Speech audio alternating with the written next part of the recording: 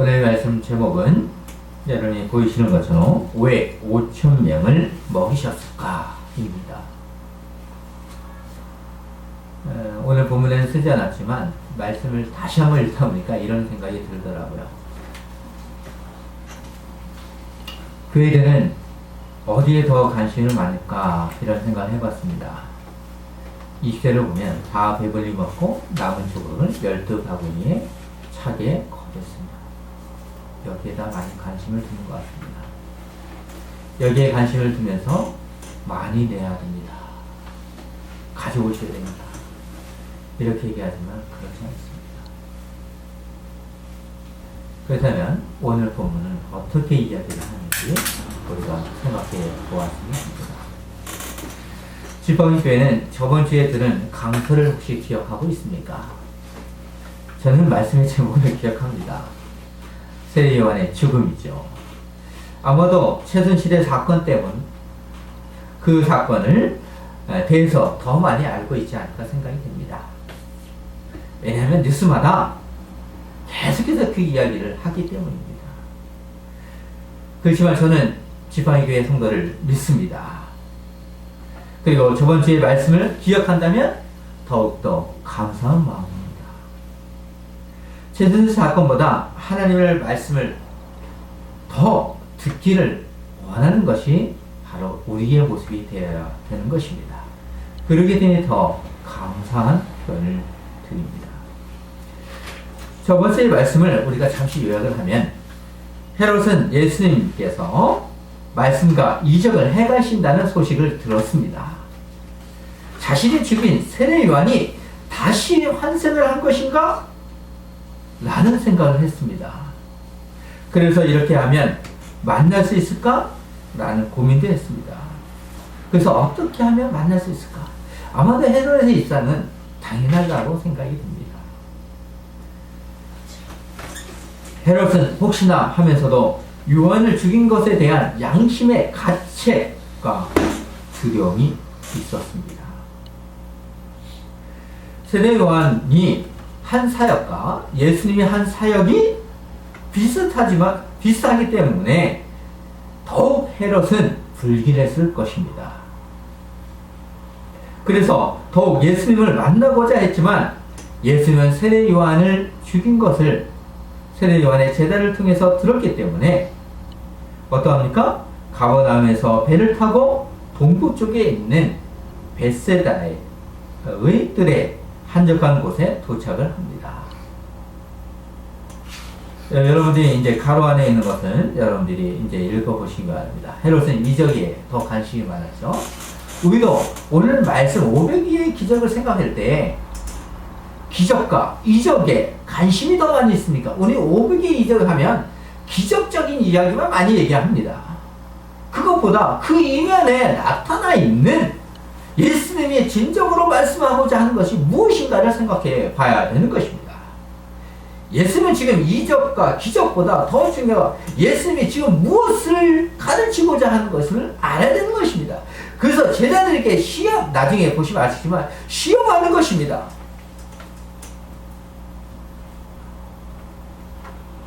예수님 어떠합니까? 배를 타시고 베스다에 가셨다는 것을 들은 어떠합니까? 사람들은 어땠을까요? 제가 좀 잘못 읽었는데, 자, 예수님께서 배를 타시고 지금 가는 곳을 보는 사람도 있었겠죠. 그리고 베세다에 도착한 이야기도 들은 사람도 있을 것입니다. 13절을 보시기 바랍니다. 예수께서 들으시고 배를 타고 떠나사 따로 빈들에 가시니 무리가 듣고 여러 고을로부터 걸어서 따라간지라. 예수님께서 헤롯이 만나고자 할 때 벳세다로 간 이유는 잠시 동안 어떠합니까? 피하시면서 휴식을 취하시고자 한 것입니다. 또한 헤롯의 영향이 미치지 않는 지역이기 때문입니다. 그래서 더욱더 휴식을 취하기에 좋은 장소였을 것입니다. 휴식을 취하고자 했던 예수님을 만나기 위해 사람들은 걸어서 이동을 했을 것으로 생각이 됩니다. 예수님보다 빨리 도착한 사람도 있었을 것이고 더 시간이 걸린 사람도 있을 것입니다. 그러나 공통점은 예수님을 만났을 때에 참으로 기뻤을 것입니다. 예수님의 사역을 보시기 바랍니다. 예수님의 사역은 하나님 나라가 확정되어 가고 있다는 것을 알려주시는 것입니다. 예수님은 마태복음 13장의 비유를 장을 통해서 여러 개의 비유를 통해서 그 나라가 확정되고 있다는 것을 가르쳐 주기 때문입니다. 그럴 때 놀랍습니다. 너무나 기뻤습니다. 또 다시 들을 수 있는 기회가 됐기 때문에 또한 병자를 고쳐줄 것을 기대했기 때문에 그들은 기뻐했습니다. 하나님 나라가 확정되어 가고 있다는 것을 분명히 하기 위해서 우리가 흔히 말하는 오병이의 기적은 사복음서에서 다 기록을 하고 있습니다. 오병이의 기적을 통하여 베세다 뜰에서 5,000명을 먹이셨습니다. 마태복음서와 같은 요한복음을 더 구체적으로 기록을 하고 있습니다. 요한복음 6장이 그렇게 기록을 하고 있죠. 예수님은 500의 기적을 이렇게 요약을 하고 있습니다. 요한복음 6장 26절을 보시기 바랍니다. 예수께서 대답하여 이르시되 내가 진실로 진실로 너희에게 이르노니 너희가 나를 찾는 것은 표적을 본 까닭이요 떡을 먹고 배부른 까닭이로다. 사람들은 육의 양식에 관심이 많습니다. 우리도 기적에 관심이 많습니다. 육의 양식에 많이 관심이 있습니다. 그래서 예수님은 27절에 이렇게 또한 말씀하십니다. 썩을 양식을 위하여 일하지 말고 영생하도록 있는 양식을 위하여 하라. 이 양식은 인자가 너에게 주리니 인자는 아버지 하나님께서 인치시는 자니라. 자, 이렇게 말씀하시면서 생명의 떡인 영생하도록 있는 양식을 먹으라는 건데 그 양식을 누가 주시는 것입니까? 바로 인자가 주시겠다는 것입니다. 바로 인자는 예수님이시죠. 그렇기 때문에 오늘 마태복음에서 다루는 500의 기적은 아주 중요한 것입니다. 베스다의 지형을 알기 위해서는 요한복음 6장 3절을 우리가 볼 필요성이 있습니다. 예수께서 산에 오르사 제자들과 함께 거기 앉으시니 라고 말씀하십니다. 이렇게 짧은 구절을 보면 참으로 이해하기 어렵죠. 그래서 우리가 참고 도서를 보시면 좋습니다. 거기는 훤한 들판이고 그 뒤가 이제 산이라고 얘기합니다. 그 산의 모퉁이에 작은 동산에 예수님이 앉으셔서 5병의 기적을 행하신 것으로 우리가 추측할 수 있죠. 예수님은 5병에 앉으셔서 바로 5,000명인 음을 보았습니다. 자, 앉으셔서 이제 5,000명이 넘는, 사실상 5,000명이 넘는 것이죠. 왜냐하면 유대인들이 기록을 할 때는 남자들만을 기록하기 때문에 숫자를 세기 때문이죠. 그렇기 때문에 더 많은 무리가 모인 것입니다. 자, 그래서 이제 본문 14절을 보시면 예수께서 나오사 큰 무리를 보시고 불쌍히 여기사 그 중에 있는 병자를 고쳐 주시니라. 이 말씀을 이제 좀 더 이해하기 위해서는 마가복음 또한 6장 34절을 보았으면 좋겠습니다. 예수께서 나오사 큰 무리를 보시고 그 목자 없는 양 같음으로 불쌍히 여기사 이에 여러 가지로 가르치시더라. 예수님께서 보실 때는 그곳에 모인 것을 볼 때에 어떠합니까? 목자 없는 양 같았습니다. 여기서 또한 유심히 볼 필요 단어가 당연히 불쌍히 여기사라는 단어입니다. 사복음서에서 예수님의 감정을 표현할 때 불쌍히 여기사를 사용하셨습니다. 얼마나 불쌍히 여기셨었으면 이 단어의 표현을 썼겠습니까? 이 단어의 표현을 더 들어보면 더 깊은 의미가 있습니다. 실제로 예수님은 그대의 마음을 아시고 불쌍히 여기시면서 사랑으로 고쳐주시고 있는 것입니다. 예수님께 찾아온 자들은 자신의 병든 육신을 죽게 내보였습니다. 예수님은 그들의 절망적인 육신의 모습과 그들이 말하지 아니했던 마음의 소리를 들으시고 하나님의 나라의 확장을 위해서 기쁨으로 치료하여 주신 것입니다. 아무런 대가도 없었습니다. 그들을 주님은 목자 없는 양과 같다고 하시면서 하나님 나라를 가르쳐 주신 것입니다. 우리는 아무런 대가 없이 복음을 전해야 되는 것이고 아무런 대가 없이 사람을 살려줘야 되는 것입니다. 사람을 구출해 내고 나서 물에 건져놓고 너 돈 내세요? 이렇게 얘기하면 안 되는 것입니다. 예배당에 온 사람에게 아무런 대가 없이 해야 되는 것입니다. 그런데 최순실의 사건을 보면서 헌상을 하면서 헌금을 하면서 1등이 빨리 팔리게 해주세요. 하나님에게 대가를 요구하는 것입니까? 하나님은 그런 분이 아닙니다. 오히려 그 빌딩을 팔아서 부자성에 얘기하는 것처럼 거저 죽어라 라고 하겠죠. 차라리 하나님께서 이렇게 얘기할 것 같아요.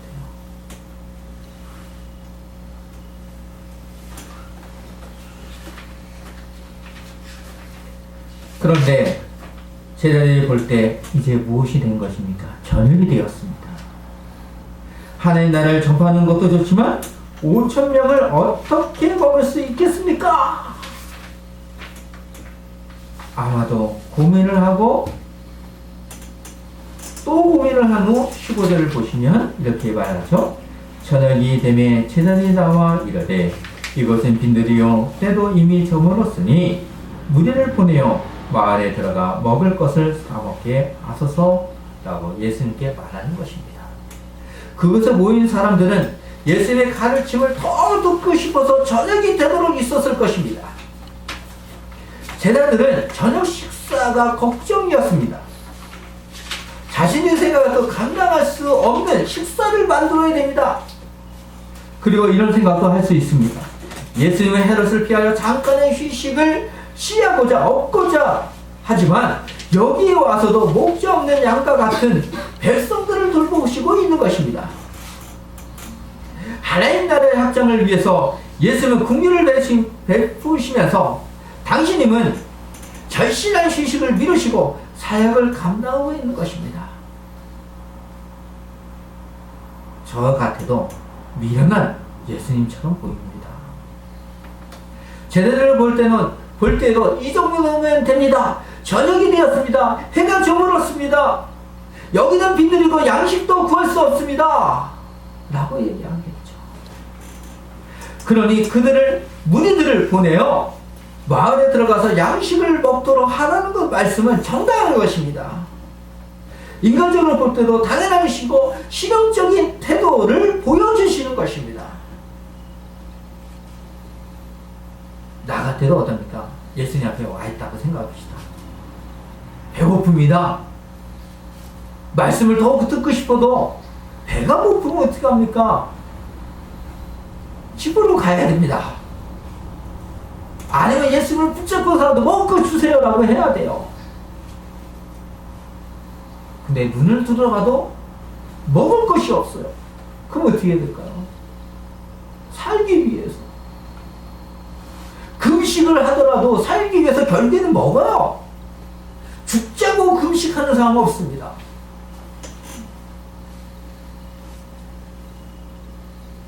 자, 그럴 때 왜 예수님은 이렇게 긴 시간을 보냈을까요? 예수님은 제자들의 마음을 시험하는 것 같습니다. 16절을 보십시오. 예수께서 이르시되 갈 것 없다. 너희가 먹을 것을 주라. 의외의 말씀을 하십니다. 얼마나 황당하겠습니까?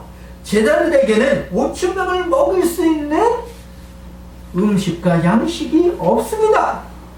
제자리가 5천 명을 먹을 수 있는 것이 없는 상황에서 예수님은 동문서답을 하고 있어요. 제자리들 때는 황당하겠죠. 예수는 왜 이렇게 말씀하셨을까? 요한복음 6장 6절을 보시면 알 수 있을 것입니다. 이렇게 말씀하심은 친히 어떻게 하실지를 아시고 빌립을 시험하고자 하십니다. 예수님은 제자들을 시험하고 있는 것입니다. 그때 곧바로 빌립은 7절에서 이렇게 얘기하죠. 빌립이 대답하되 각 사람으로 조금씩 받게 할지라도 200데나리온의 떡이 부족하리다. 아니 한 달에는 하루 노동자의 품삯입니다. 노동비겠죠. 예수님 어찌라는 것입니까? 제자들의 입장을 보면 한다는 것입니다. 만약 안 하면 예수님 농담 너무 하시는 거 아닙니까? 라고 하면서 마음으로 욕이라도 할 것 같습니다. 예수의 제자들이 걸어가야 할 믿음의 길이 얼마나 먼 것인가를 알려주시는 것이고 제자들을 시험하여 훈련하심으로 교훈을 주시기 위한 것입니다. 제자들이 생각할 때도 200대나리온이라도 부족하다라고 하는 거야. 많은 것이 지금 부족합니다. 방법이 없습니다. 결국 제자들은 예수님께 이렇게 말하고 있습니다. 오늘 보면 17절을 보십시오. 제자들이 이르되 여기 우리에게 있는 떡은 떡 5개와 물고기 2마리 뿐이니이다. 그리고 요한복음 6장 8절과 9절을 보시면 제자 중 하나 곧 시몬 베드로의 형제 안드레가 예수께 여짜오되 여기 한 아이가 있어 보리떡 5개와 물고기 2마리를 가지고 있나이다. 그러나 그것이 이 많은 사람에게 얼마나 되겠사옵나이까. 자, 제자리에 볼 때 떡 5개와 물고기 2마리 뿐입니다. 그렇기 때문에 빌립이 겁니다. 5천 명이 이 사람을 먹이려면 200데나리온이라도 부족하다라고 얘기하는 거야. 제자들이 볼 때는 분명히 보리떡 5개와 물고기 2마리로는 5천 명을 먹일 수 없습니다.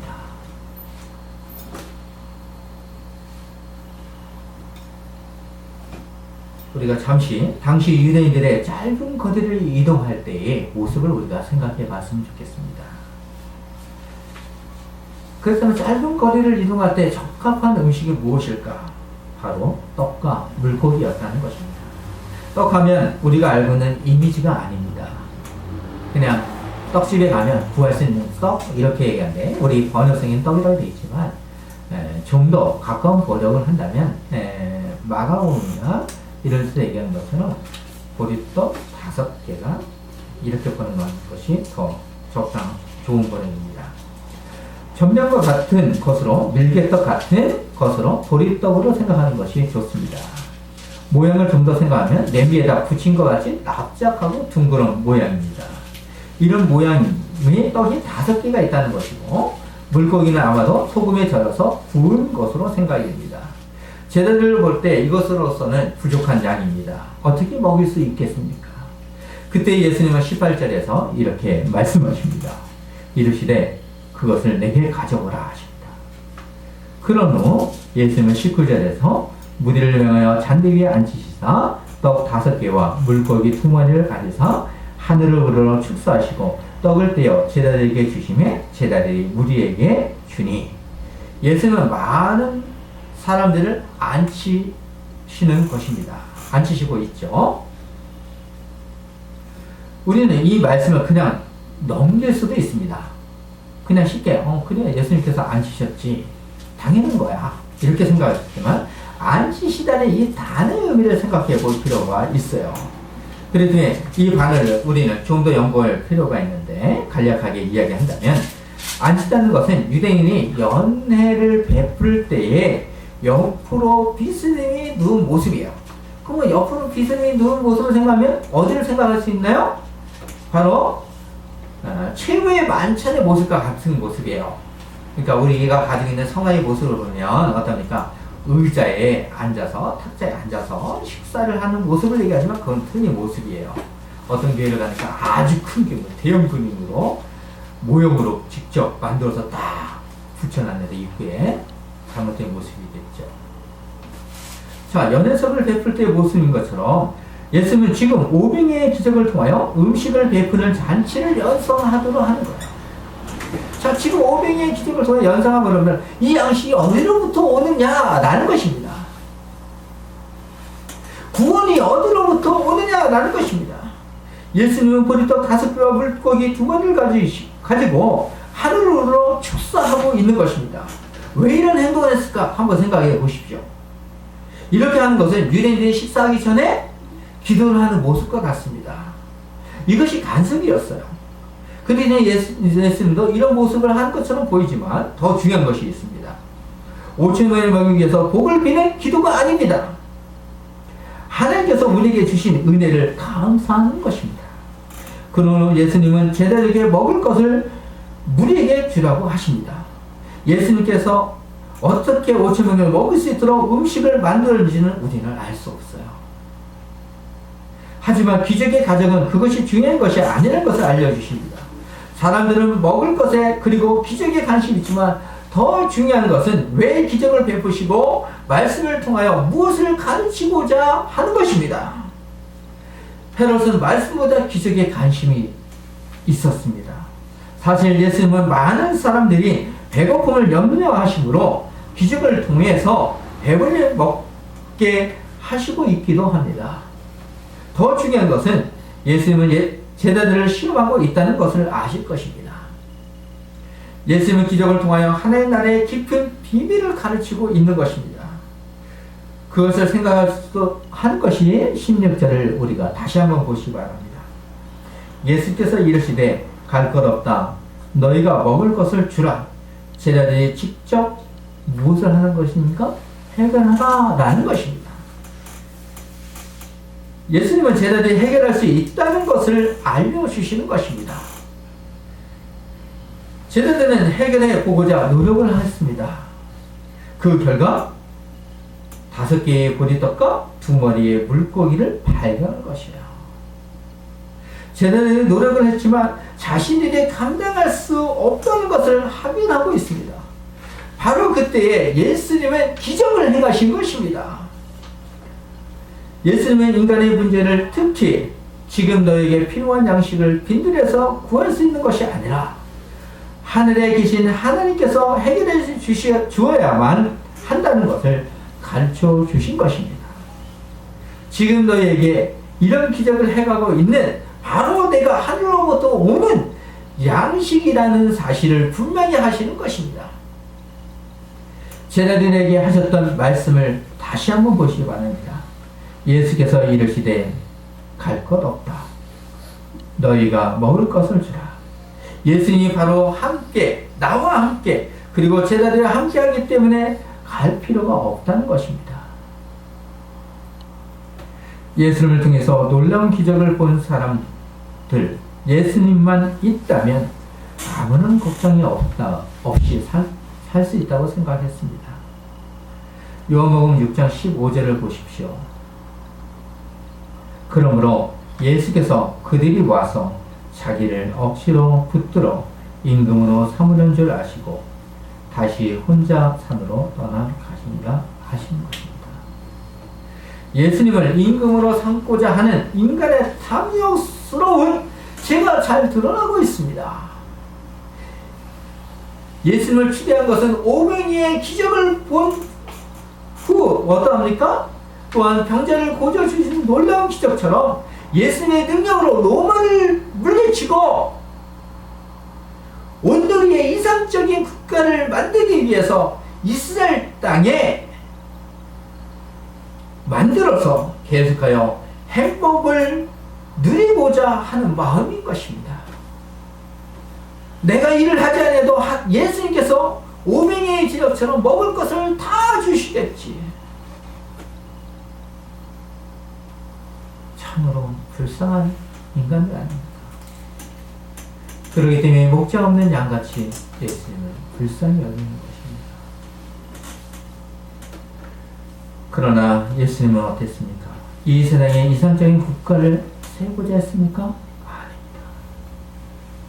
이 세상에 오심으로 예수님은 십자가의 고난을 당하심으로 사망 권세를 이기심으로 부활하셨습니다.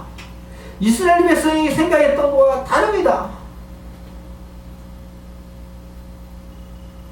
부활은 하나님 나라를 위해서 예수님이 직접 보여주신 것입니다. 그것을 알려주시기 위해서 예수님은 생명의 떡이심을 들으심으로 하나님 나라를 확정시켜 가는 것입니다. 너희가 가야 할 길이 바로 나와 같은 길이라는 것입니다. 예수님은 분명하게 500년의 기적을 통해서 메시지를 던지고 있는 것입니다. 오늘 본문 20절에서 21절을 보시기 바랍니다. 다 배불리 먹고 남은 조각을 12바구니에 차게 거뒀으며 먹은 사람은 여자와 어린이 외에 5,000명이 되었더라 하셨습니다. 분명하게 이런 기적을 보았습니다. 그런데도 예수님을 찾아온 무리에 대해서 요한복음 6장 26절을 다시 보시면 예수께서 대답하여 이르시되 내가 진실로 진실로 너에게 이르노니 너희가 나를 찾는 것은 표적을 본 까닭이 아니요 떡을 먹고 배부른 까닭이라고 하셨습니다. 지팡이 교회는 왜 오늘 예배를 하고 있습니까? 최순실처럼 많은 돈을 내면서 복을 빌기 위한 것입니까? 혹시나 좋은 일이 생길까 하는 기대입니까? 예수님은 분명하게 요한복음 6장 27절에서 29절에서 이렇게 말씀하시죠. 썩을 양식을 위하여 일하지 말고 영생하도록 있는 양식을 위하여 하라. 이 양식은 인자가 너희에게 주리니 인자는 아버지 하나님께서 잊으신 자니라. 그들이 묻되 우리가 어떻게 하여야 하나님의 일을 하오리까? 예수께서 대답하여 이르되 하나님께서 보내신 일을 믿는 것이 하나님의 일이라.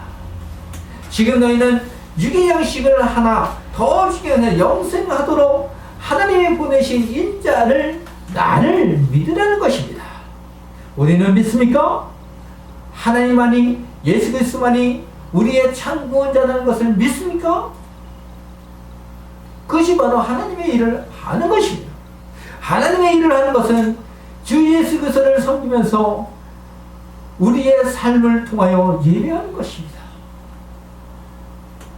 예수를 믿는 지팡이 교회는 하나님 나라의 일꾼으로 부르심을 받았습니다.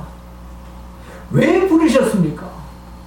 굶주린 영혼들을 위해서 예수님처럼 불쌍히 여기시면서 줄이고 목마른 사람들을 위해서 하나님 나라의 의로 즉 영의 양식으로 먹이라는 것입니다. 그래서 예수님은 예수께서 이르시되 갈 것 없다 너희가 먹을 것을 주라고 하시는 것입니다. 우리가 줄 수 있는 것입니다. 할 수 있는 것입니다. 능력이 있습니다. 예수님의 권세가 나에게 있습니다. 500개의 기적처럼 벌떡 5배와 물고기 2마리라고 하면서 이것으로 무엇을 하겠다고 그러십니까? 하면서 따질 것이 아니라는 것입니다. 지팡이 교회는 감당할 수 없다고 생각하지 맙시다. 지팡이 교회가 감당해야 할 일은 작은 일부터 합시다. 주님의 제자들은 예수님의 말씀에 순종하여 가지고 온 것이 바로 떡과 물고기입니다. 어떻게 보면 자질과 같습니다. 바로 그때 예수님께서 감당하십니다. 예수님께서 축사하신 것을 보면 이 세상의 땅을 바라보는 것이 아니라 하늘을 바라보고 있는 것입니다. 왜 그렇습니까? 하나님께서 하신다는 것을 가르쳐 주시는 것입니다. 하나님을 바라보면서 구하고 찾고 드리라는 것입니다.